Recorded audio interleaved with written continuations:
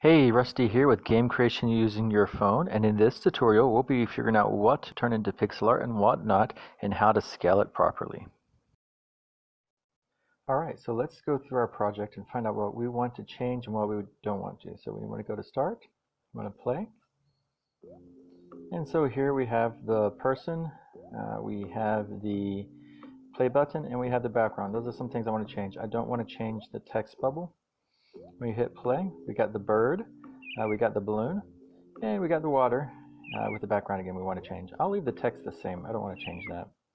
And then on the finish screen again, we now have the score circle as well as the back button we want to change.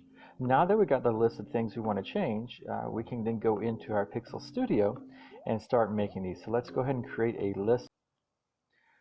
I use a program called Google Keep that allows me to create lists, and when I complete a thing on the list, I can actually just press the checkbox and you can see it moves it down below as being completed. This allows me to easily track what I need to create and what I don't.